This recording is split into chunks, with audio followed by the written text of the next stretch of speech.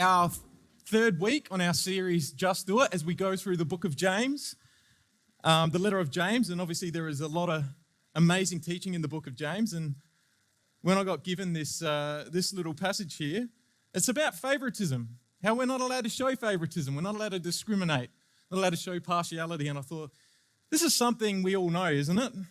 You're not allowed to be racist. You're not allowed to discriminate. You're not allowed to be classist or sexist. We're not allowed to discriminate. This is something we know already. But my goodness, is God full of wisdom. My goodness, is James full of wisdom. There is so much treasure just in this little part. And I pray that this morning that we can get into it. If you've got your Bibles, why don't you turn to the book of James, chapter 2. It'll be on the screen. And I want to rip through this. And then I've got a little clip to look at after this, a little bit of a social experiment. But if you've got it, say amen. He starts off and says, "My brothers and sisters, believers in our glorious Lord Jesus Christ must not show favoritism. Suppose a man comes into your meeting wearing a gold ring and fine clothes, and a poor man in filthy old clothes also comes in. If you show special attention to the man wearing fine clothes and say, 'Here's a good seat for you,' but say to the poor man, 'You stand over there,' or 'You sit on the floor by my feet,' have you not discriminated among yourselves and become judges with evil thoughts? Listen, my dear brothers and sisters, has not God chosen those who are poor in the eyes of the world to be rich in faith and to inherit the kingdom he promised those who love him? But you have dishonored the poor. Is it not the rich who are exploiting you? Are they not the ones who are dragging you into court? Are they not the ones who are blaspheming the noble name of him to whom you belong? If you really keep the royal law found in Scripture, love your neighbor as yourself, you are doing right. But if you show favoritism, you sin, and you're convicted by the law as lawbreakers. For whoever keeps the law, keeps the whole law, and yet stumbles at just one point is guilty of breaking all of it. For he who said, 'You shall not commit adultery,' also said, 'You shall not murder.' If you do not commit adultery, but do commit murder, you have become a lawbreaker. Speak and act as those who are going to be judged by the law that gives freedom. The law that gives freedom, because judgment without mercy will be shown to anyone who has not been merciful. Mercy triumphs over judgment, and I thank God for that. Holy Spirit, we thank you. We thank you for your presence, your power, your goodness, your mercy, and your grace. We thank you for the power that breaks chains, that sets us free. That same power, the same Holy Spirit that was in Jesus Christ is alive and with us today. We thank you for your word, oh Lord, your word that is not dead, it is not stagnant, it is alive and living. And we ask this morning, as our minds and our hearts are open, that you would speak to us. Lord, speak to us. We don't want to go out of here the same as what we came in. Lord, we ask that you would edify your church, that you would glorify your name, and that you would horrify the devil. And we ask all of this in Jesus' name.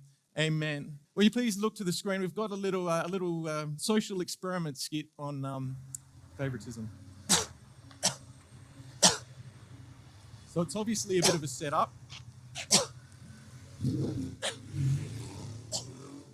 This is in Paris, in France.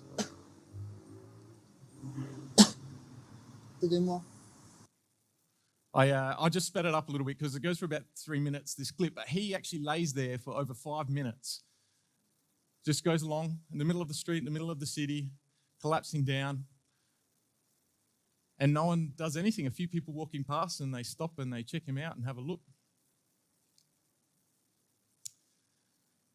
And then the same guy,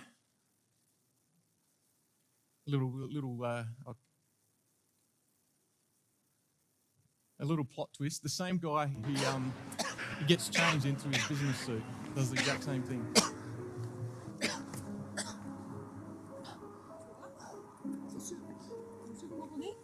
Est-ce que vous m'entendez? Ça va? Essayez de me parler. Essayez de me parler, monsieur. Yeah, sorry, I just sped it up. Look at this dude on the Segway. He's amazing. The burnouts comes back. So this was him disappointed. He laid there for over 5 minutes. Nothing. Anyway, there's tons of these kinds of social experiments online. You may have heard of, there's a pastor called James McDonald's at his church. He dressed as a homeless guy at the front of his church. And a few people sort of walked past and kind of looked at him and kept walking. And he had his trolley and he pushed it in, and he pushed it all the way down to the front of the church. He's a senior pastor. He got up and preached about it, and he took off his clothes and his beard. But he actually said he was doing it. He got some great video footage of so many people from the church that actually invited him to come inside, and they stopped and prayed. And I think we would be a church like that. I don't think we have a lot of snobs at Gateway here. Any snobs around? Anyone want to? I think we're pretty good. I think we've got a humble crowd. And I know this verse, the context of this is very different to what we would have today, but it still works. We still manage to show partiality to certain people over others, and we want to get into that a little bit today. As we've only just finished the first chapter of James, and we've spoken about that it's the New Testament book of Proverbs. We know the book of Proverbs was written by Solomon, King Solomon, and he was known as the wisest man alive at that time. And it was interesting. We think, how did James get the kind of wisdom that he did? Full of wisdom, super practical, but full of wisdom. How did James get the kind of wisdom that he had? How did Solomon? It's interesting that Solomon was actually a product of David and Bathsheba. Now, for those who don't know, Bathsheba was the one who David committed adultery with and then had her husband killed and eventually had a baby with her. And the product of David's biggest mistake ended up being the wisest man in the world. We know that Saul, before he had met Jesus, he was extremely clever. He was a Pharisee, very intelligent, intellectual, very, very smart man. And at some stage, he's obviously had an encounter with Jesus, but he turns out now, Pastor Jeremy has spoken about it plenty of times over the last couple of weeks, that intellectual or cleverness, all this stuff, it doesn't equal the same as God's wisdom. Biblical and godly wisdom does not line up with worldly wisdom, and it blows our minds a little bit. We know that Paul was so wise. How did he become so wise? He is not afraid to talk about his mistakes. He used to be the killer of Christians. We know that Peter, how did Peter, one of the greatest apostle in the book of Acts, yet if we go through the gospel stories, we see Peter made so many mistakes. Peter had a guy that he mentored, and his name was John Mark, and Mark ended up writing one of the gospels, and that is the gospel that shows the most of Peter's mistakes. Why does Mark talk a lot about his mentor's mistakes? I'm wondering that if some of your mistakes can equal wisdom if they're dealt with the right way. We know the book of Proverbs says that a righteous man will fall 7 times, but he will get back up again. And then we have James. James, the half-brother of Jesus. And we know that when Jesus was still alive, James thought that Jesus was crazy. And I'm wondering if there wasn't a part of him that may have had a bit of a heavy heart thinking, hang on, I didn't believe in Jesus before while he was alive. But we know at some stage, and most scholars believe that it probably happened because of the resurrection, and he got to witness the resurrection of Jesus. That changed his mind because he was in the upper room on the day of Pentecost receiving the Holy Spirit. And somewhere along the way, James turned his mistakes and his flaws into absolute wisdom. And he says this, we know in James chapter 1, verse 5, if any of you lacks wisdom, then ask God, as Pastor Jeremy said, who gives to all generously without finding fault. And there's a reason that he puts without finding fault in there, because of a lot of us are held back from the calling of stepping into leadership. James ends up being one of the most influential leaders with a great and flourishing church in Jerusalem. And I'm wondering if his own guilt and shame might have held him back, but he said, it is God who gives wisdom generously to all who ask without finding fault, meaning he's not looking for your faults. He wants you to learn lessons through your faults. And James is extremely practical, and it's not just it's not just intellectual knowledge, it is about practical wisdom. And he knows because he has made the mistakes and he'd been through the faults and he'd come out the other side where he had so much wisdom to give.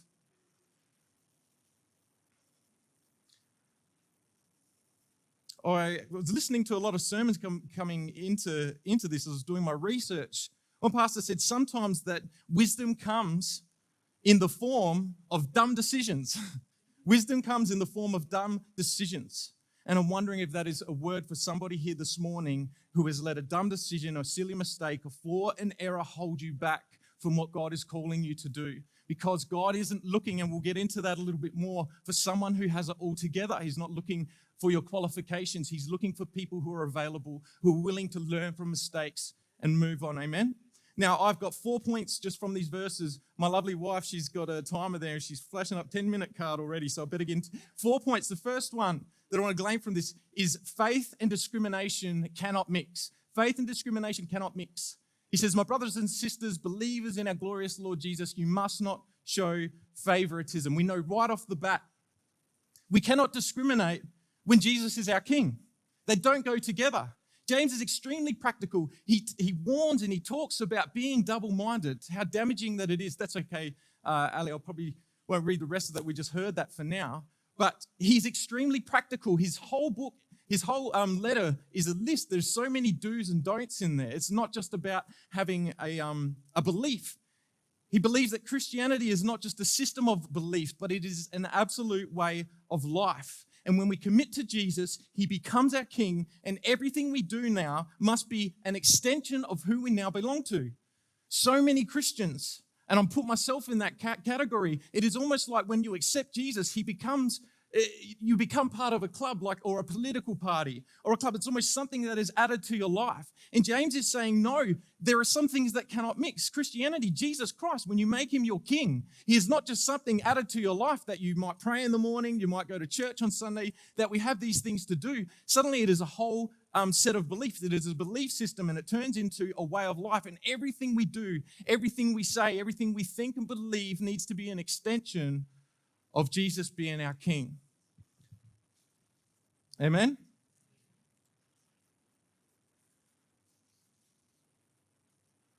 James separates the world and God. And there are so many things that seem upside down. We know that poor becoming rich and rich becoming poor and all these kind of things. But you cannot believe one thing and do another. It doesn't just go against the pattern of this world. This kind of thinking goes against our own biology. Don't make these judgments. Now, James isn't saying not to make a judgment. A lot of us think only God can be my judge, and we'll talk a little bit about that later. Only God can judge me. But he's not saying not to judge. He's saying don't treat people with favoritism, because they're a part of our biology, our psychology, where judgment actually needs to happen. Because we know when God created the world and Adam and Eve lived in the Garden of Eden, they got kicked out. They were suddenly in a place where there was animals that wanted to kill them, where there was plants that wanted to poison them. And so God created in our mind a system set up that we are constantly on the lookout for danger.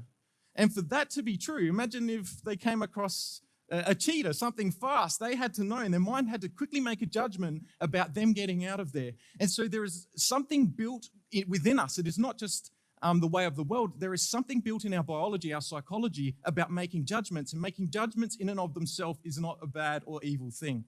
How we act upon those judgments can determine what is sin or what is evil and what is not. God created us with a mind so that we were able to judge something so that we could avoid danger. But that same part of our psychology is also on the lookout for things that could make our life better. And we see here in this passage of Scripture, James is talking. He's talking to a church that seems to be favoring the rich person who's walked in, saying his robes were nice, his clothes were fine, he was wearing a gold ring, and it was this sign of wealth. And people were giving this guy the good seat, and someone would come in looking a little bit shabby, maybe a little bit dirty, maybe a little bit smelly, and he was getting told, you got to sit on the floor, sit over here, sit out the way, or stand. You're not even going to get a seat while you're here. Our minds, our eyes, they're always out on the lookout for something that could make our lives better. We are almost subconsciously a bit narcissistic, dyslexic this morning. But we're a little bit subconsciously narcissistic, looking out for what's going to look out for us, what's going to cause danger for us, or what's going to benefit us. Someone said, if you ever need proof of this, put a group photo that you're in front of you, and who was the first person that you're going to be looking for? You know, when I have a photo, Joe, I'm going to throw you under the bus a lot this morning. When I have a photo with her, it does not matter what I look like, as long as she looks good. That's the main thing. And I look all right. I've got my eyes closed in that one. I don't care. I look good in that one. That's the one we're putting up. That's all right. I'm not calling you a narcissist, sweetheart. Don't worry about it. James had an extremely successful church, yet he was not afraid to speak the truth. He wasn't afraid of people walking away. He wasn't afraid to lose people. He knew that not to be partial, not to show favoritism in this way. And the thing is, it's not always about money, especially in today's culture, as I said. Sometimes it is about, hang on, that guy's a good musician that walked in the door. Hang on, that person over there, they look after kids. That person can sing. That person's a good preacher. And this subconscious thing, whether we like it or not, may not even be about money. It may not be about wealth, even though, Pastor, we don't need to talk about that. But we were talking about it the other day. Sometimes it can be a bit fearful, afraid, thinking of the people who might be walking out of the door. You might get excited about someone, what they could bring in, what they could do for the church. And that kind of thinking needs to leave our minds, as James said, not to show favoritism.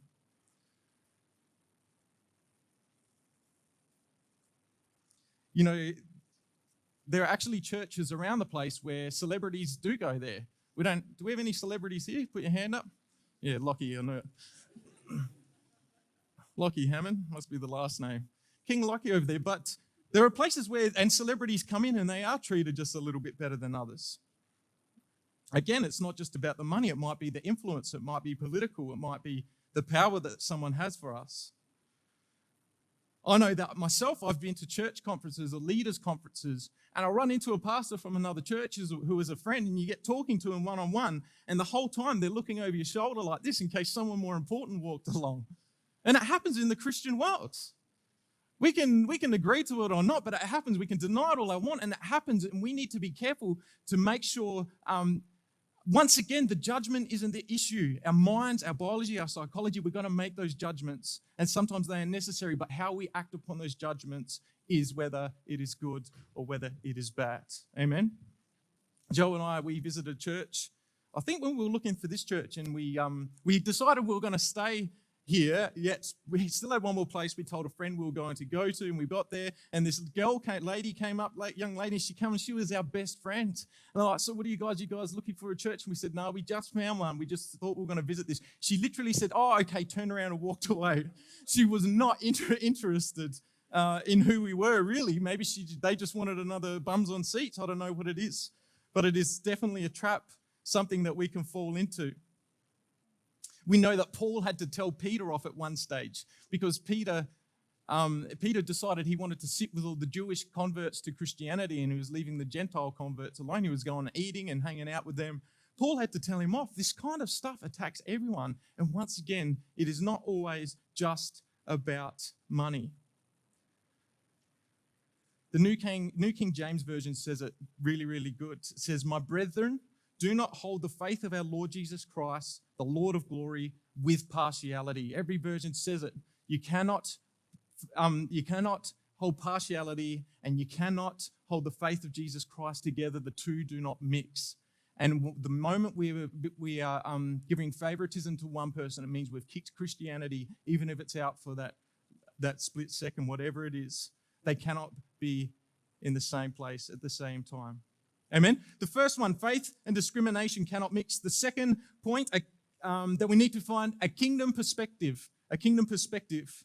Again, listen, my dear brothers and sisters, has not God chosen those who are poor in the eyes of the world to be rich in faith and to inherit the kingdom that he promised to those who love him? But you have dishonored the poor. Is it not the rich who are exploiting you? Are they not the ones who are dragging you into court? Are they not the ones who are blaspheming the noble name of him whom you belong? At this time, this church was facing great oppression. The early church faced this great oppression, and it was often the poor who turned to Christ. Not just that, but it was those people who turned to Christ were sometimes kicked out of their own families. And so when you made Jesus your king, you were kicked out and you had nothing and you became poor. But obviously, there were also a lot of poor, a lot of oppressed, a lot of outcasts who turned and put their faith in Jesus. We know that when we have wealth, and this is part of the trouble with the Western world, is that we have so much security. If we have security, it's hard to put all our faith and trust in Jesus. It's hard to put out all our faith and trust in Jesus. And I wonder sometimes if that's why God lets us get to the stage where we need him, that drives us to our knees, so that we have to spend time in prayer, because we cannot get through the day or the week or the month or the year without him. And he lets us go into these situations. But James here is talking all about kingdom thinking. Hang on, if you are poor, you are rich. If you are rich, you are poor. It doesn't really make any sense to the eyes of this world. But what he is saying We cannot take our money with us. We cannot take our money with us. Now, when you get the revelation of who Jesus is and you realize he is good and you say, okay, Jesus, you are now my king, then you are placing yourself, and not just you, but everything you have, into the hands of the king. I want to tell you, has anyone ever heard, there's a guy called Dr. Miles Monroe. He's passed away. He's teaching on kingdom thinking, but he says this, I think this might be on a slide. He says, a kingdom is not a religion. It is not a democracy. It is not a republic. He's saying you don't vote the leader in. This is what a kingdom, and Jesus came to preach the kingdom, and this is what James is talking about here.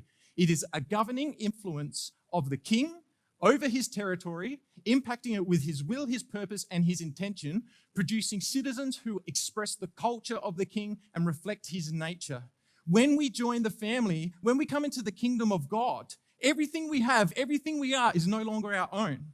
So our finance, our money, welcome to the club, because if you had money and you came into the kingdom of God, you are now just as broke as me. Because that stuff no longer belongs to us. It belongs to God. It belongs to Jesus, who is our king. And so what he's saying is now you are now stewards of what I give you. Where your business is no longer your own. Your money, your wealth, your job is no longer your finance. Even your children is not your own. They are God's. They belong to God. He owns them. We are stewards of what he gives us. And some of us are asking God, I wish I had more money. I wish I was rich, but I want you to be careful, because along with that comes a certain responsibility, because you do not own that money. You own the responsibility to steward that wisely. And it is one thing that is extremely hard. I've seen the most dedicated, sold-out Christians in the world become corrupted because of money. I've seen it happen over in India in the mission field. These guys, they've had the worst thing. They've been through the worst things that you could imagine, and nothing has held them down until they got their hands on some money and has corrupted their hearts. The love of money, the root of all kinds of evil. And Jesus is saying, that is why he's saying it is the poor in the eyes of this world who are rich, because the good thing is we have a king whose supplies are limitless, and we become heirs of God when he becomes our king. We are not just citizens in his kingdom, we are children of the king, and we are co-heirs with Christ. That means that we have something to look forward to, our inheritance, when we finally do pass away. And it is us that has short-sighted thinking. And we ask these questions, and I'm not saying they're all bad questions. Why do bad things happen to good people? And that kind of stuff can throw us off our faith when we aren't looking through the lens of eternity, when we aren't looking through the lens of kingdom, where we realize this life on earth is very, very, very, very short. No matter what we go through now, it is nothing compared to eternity. We could have all the money in the world and be as happy as we like. Imagine taking all that and giving up eternity, but that's what we can do. The money can corrupt our hearts. And in James in this, he's saying, if you are poor, you are rich. And if you are rich, you are poor, because your money is no longer your own. It all belongs to the king. Is this making some sense? And so when someone comes in the door who's got money, and we think, oh, that man or that woman might be able to help us out, we must be crazy. It means we're not looking through the lens, we're not looking through the eyes of eternity, because that person is no richer than you or I. That person may be able to help you, may be able to give you some wealth. Now, if you manage to trick them, we're all selfish. There's all a part of us that wants some of that. But it is short-term, it is short-sighted, and it is not kingdom thinking. And James is saying we need a kingdom mindset so that we no longer discriminate. We realize that we are the wealthiest people in the world. And you know what? I don't need to be jealous when someone else joins. What do you mean you're going to get part of my inheritance? That means I've got to split it a little bit more. His resources are limitless. It takes nothing away. In fact, it gives to you when someone else joins the kingdom. Amen? Sorry, sweetheart, I'm trying to cut ahead a few things. I looked at these and I thought, 13 verses, Jeremy, I'll be lucky to get 15 minutes out of this, and now I'm going to dribble on for an hour. I promise it'll be just over half an hour, I promise. The parable of the tenants. The parable of the tenants, beautiful, a beautiful picture of God giving us our gifts, God giving us talents. I was going to pull this apart a little bit more, but God giving us our talents, and he gives two people some money. They go and invest it. They make more. One guy's afraid. He buries it. And God comes back and he's angry at him. And God is saying, you each have talents, you have abilities, you have gifts. And one of the most dangerous things you can do is bury it and hide it. He is saying, why wouldn't you at least put it in the bake so it could make some interest? He is saying, why wouldn't you just give it a shot? If you've got talents and abilities and gifts, if you've got stuff that you're not giving to the king, you better watch out. I'd hate to face him on Judgment Day when he has asked me, called me to do something, when he's given me a gift, when he's given me a talent, and I've refused to use it. Instead, I've decided to bury it. What a scary day that'll be. We can sign up people for serving after the service too. It's so tempting. It's so often, I think, we've been trying to start a family for 2.5 years now, trying to have kids, and it's so tempting. So often I think, why don't I just focus? I've got to go back to work. I've got to focus. Why don't I just focus on my career? I could make some money and we wouldn't have to worry about what the future's going to hold and all this. And this stuff, again, it comes up again and again and again because we're always, our mind is trying to keep us alive, it's trying to keep our body alive today. That psychology is trying to keep our body alive, that biology, and we're constantly fighting again, against not just the context or not just what the world wants, but what our own body wants. And the kingdom mindset is completely different. Sometimes we are trying to impress the wrong people. James is saying, why are you trying to impress the rich men who oppress you, who take you guys to court? Again, there's a lot in the context here, but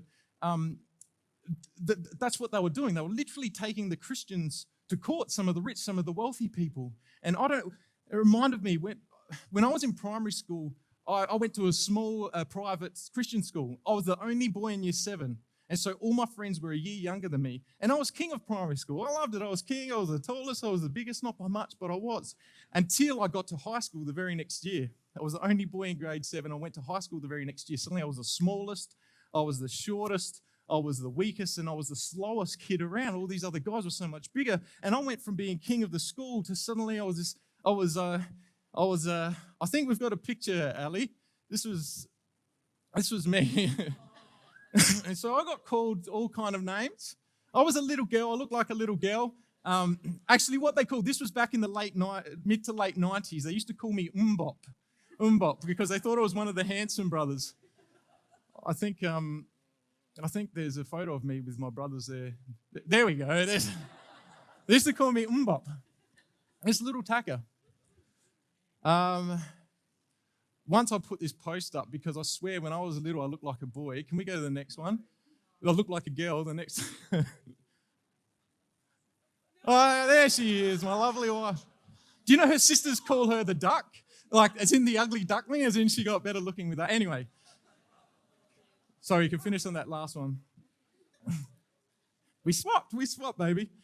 Sorry, put that away. Put it down. Serious time, serious. She's forgotten about the watch now. I hated being picked on. I hated being bullies. 3 years through middle school, all I could think about was becoming like one of the cool kids. Because you know what? When you were part of the cool kids, it didn't matter how ugly you were. For some reason, you still got a pretty girl. You could be the ugliest, dumbest, and some of them were that. And I'm thinking, you just got to be in that group. And for some reason, the pretty girls will like you. So you grow a bit older, you realize they're not all that pretty. But even at that stage, and I spent 3 years of my life trying to impress people who made my life miserable. Because I thought if I could just be part of that club, then my life through school would be okay. And I hated it. And at the same time, my biggest mistake, my biggest regret from being a kid, from being at school, was all the other people along the way, the other little people who I pushed aside, or I probably tried to bully too, just so I could be part of that group. Spent so much time and effort and energy trying to impress people who did nothing but make my life miserable. And sometimes it doesn't stay like that even after you leave high school. There are some people at work, some people along the way. There have been plenty of people who I've spent my time trying to impress, and all they wanted to do was cut me down. Not always to your face, but they want to cut you down. And this is what James is saying. Why are you trying? It's short term. It is worldly thinking, trying to impress those people who don't deserve it. And you know what? At the same time, there's other people out there who would love your attention, who we could help. Sometimes I think it's the old squeaky wheel syndrome. The loudest voices, they seem to suck all your attention and suck all your time. And there's people out there, and it's hard as a leader in your workplace, in your family, You might spend all the time with the problem child, and you've got a good child who would just like some of your time, but you can't get it. You can't give them that time because problem child's caused it. None of you here have got problem children, but I know I was that problem child. So I sucked all the life and the attention away from my parents, and my brothers and sisters didn't get anything. But there are plenty of people around like that. Amen? All right, sorry. Let's go on to the last one, onto the third one, sorry. Faith and discrimination cannot mix. We need a kingdom perspective. Number 3, are you favouring laws? Sorry, sweet up. He says, if you really keep the royal law found in Scripture, as in love your neighbour as yourself, you are doing right. But if you show favouritism, you sin and are convicted by the law as lawbreakers. For whoever keeps the whole law yet stumbles at just one point is guilty of breaking all of it. For he who said you shall not commit adultery also said you shall not commit murder. If you don't commit adultery but do commit murder, you have become a lawbreaker. Some of the people in the church, some of the people who James was writing to, what they were saying is when James was saying you're spending all your time, you're spending all your effort trying to impress the wealthy people that come in. And they were saying, hang on, I'm just following the golden law, the royal law that says I need to love my neighbor as myself. And he's saying, okay, you're using that as an excuse because while you're loving that person there is going without the poor person that come in who maybe it would just take a second and they would give their life to Jesus, but they've walked out the door not hearing about him because you wouldn't give him your attention. You've been so distracted, and we all do it. It's like we put our list, we put them into categories, we prioritize what things we should do, what things we shouldn't do. This, like someone said, it's like driving at the speed limit from, let's say you want to go from the east to the west side of town, driving at the speed limit the whole way, but going through all the traffic lights. So when the policeman pulls you over, he's going to say, hang on, you just went through all the red lights. You can't say, no, but I kept the limit and I obeyed this law and I made sure that I looked both ways and I had my indicators and I had my lights on. He's not going to care about all the things you get right. He's looking at the one thing that you get wrong, because if you break one, you become a lawbreaker. And guess what? We are all lawbreakers, but we've got to be careful that we're not picking and choosing what laws, what rules that we want to keep, what people we want to impress.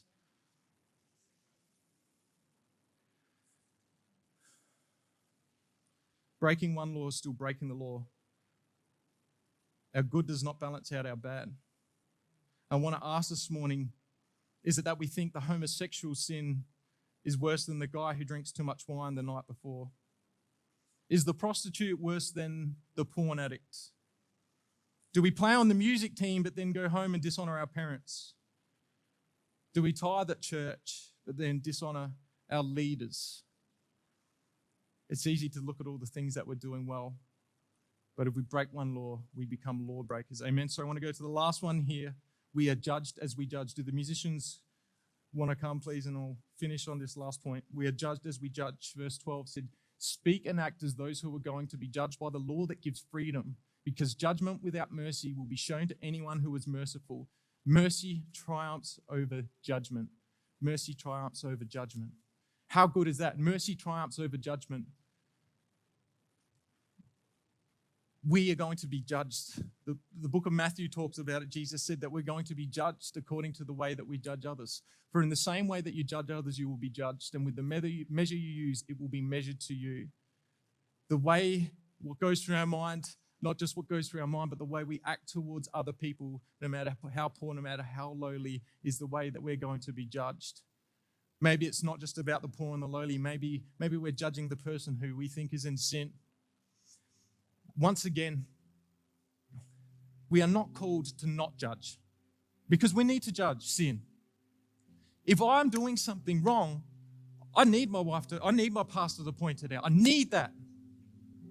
I don't want to wander through ignorance or blatantly disregarding one thing. I don't want to be going through my whole life as a lawbreaker thinking that I'm all good because I'm focused and I'm doing these things right while I'm missing out over here.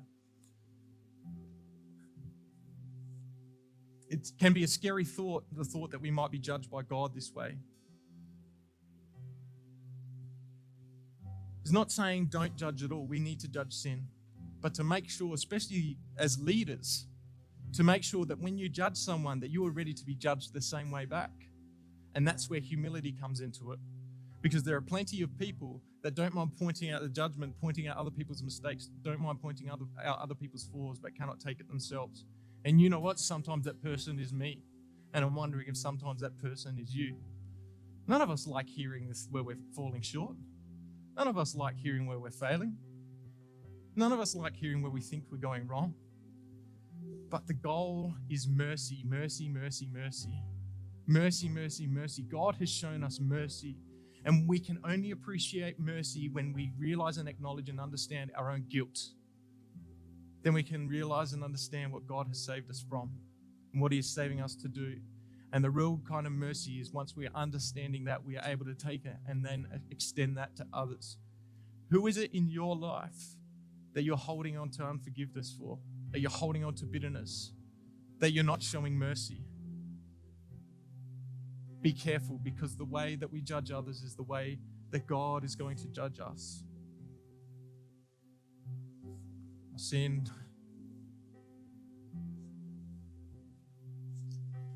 Sometimes I think James is being unrealistic. Sometimes I think he's just being unrealistic. You know, he's got these very high expectations. Very, very high expectations. But it's because he always was looking through the lens of eternity, through the perspective of a kingdom mindset where everything is upside down compared to the wisdom of the world. Where he was able to boast in his flaws because it wasn't him that got him to his position. He wasn't the reason that church was flourishing, it was God. It wasn't his righteousness, it wasn't his goodness, and there's nothing about the leadership's righteousness and goodness that this church is doing well. It is all about God. But God is looking for someone who is going through, because mistakes don't automatically give us wisdom. The Israelites had to keep going around and around and around the desert for 40 years, which should have taken under 2 weeks, because they didn't learn their lessons quick enough. God, when I'm going through that trial, when I'm going through that mistake, when I'm going through that process, teach me, open my heart, open my eyes quickly, that I would take the lesson on board and learn that wisdom that only comes from you.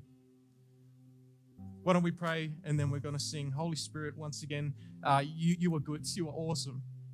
We thank you for your word, Lord, that the grass withers, the flowers fade, but the word of the Lord will stand forever. Lord, we thank you for your mercy that you've had for us, your goodness and your grace that you've had for us. Let us see not just ourselves the way that you see us, but let us see others the way that you see us. Let us have compassion on the broken and the hurting. Let us look through the lens, look through the eyes of eternity, constantly remembering that what we have here is so short. We don't have time to be fighting amongst one another. We don't have time to be to show other people favoritism. We don't have time for any of that.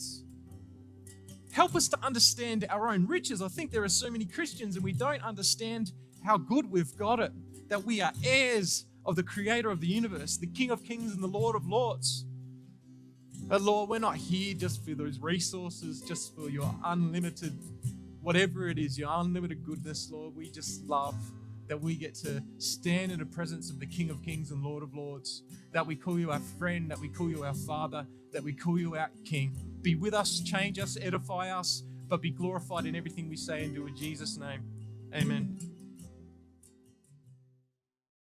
Well, that is all from us. We hope you enjoyed that sermon today. We just want to encourage you, if you can jump on our YouTube channel right now, click on the subscribe button or on the like button. That will give you all the latest content. Why don't you also share that message with somebody today?